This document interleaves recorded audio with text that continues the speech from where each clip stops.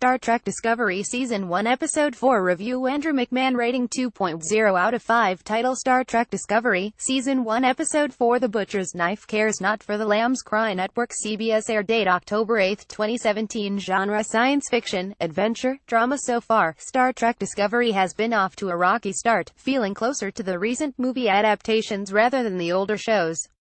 The Butcher's Knife Cares Not for the Lamb's Cry carries a lot of the classic themes native to the franchise, yet the execution is still clunky and far too unnatural.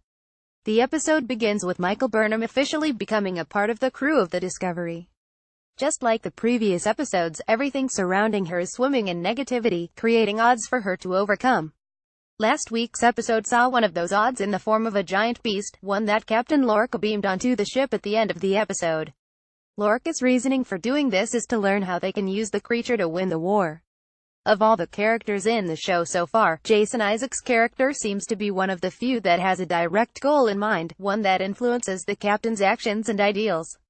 The Butcher's Knife Cares Not for the Lamb's Cry develops his idea to win the war at any cost via his actions. Despite a decent character in Lorca though, most of the other characters, their reasoning, and the overall execution is floundering. It's been well documented that the crew is being pushed hard by their captain to make great strides, no matter what the cost, as a means of winning the war. Yet the actions of high-ranking characters like Landry aren't just illogical, they are stupid.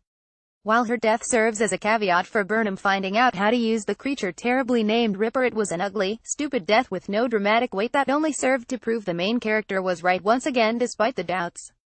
It makes Burnham look smart, but everyone is supposed to be on this ship. Instead, everyone else is acting like passive-aggressive high schoolers, not using reason, and acting hastily.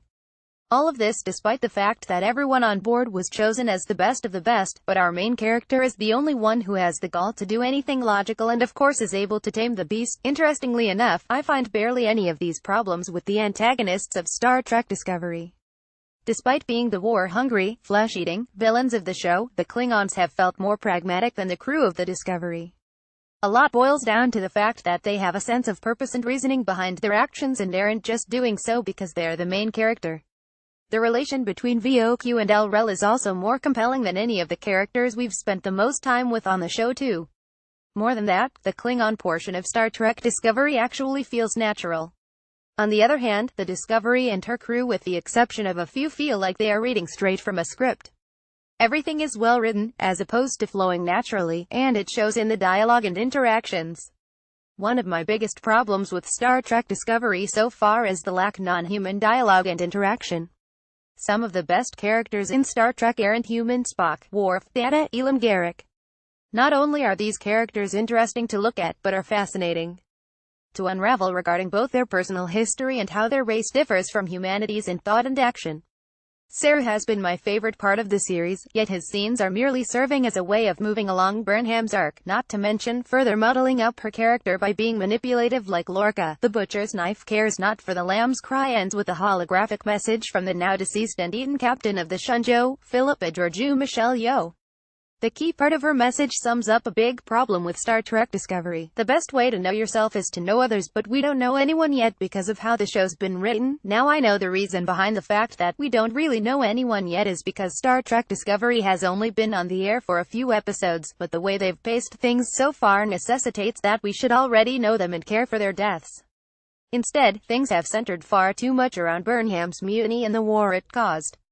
Verdict: while some of the ideas of old are starting to appear, a lack of reasoning, poor pacing, and unnatural dialogue are holding Star Trek Discovery back from surpassing its predecessors. Characters need motive, reasoning, and development, similar to Lorca, but instead screen time is devoted to Burnham overcoming the odds again by her own means. Give me more Senu and fewer cliché humans and I'll be more interested. Feel free to share your own opinions about the episode below.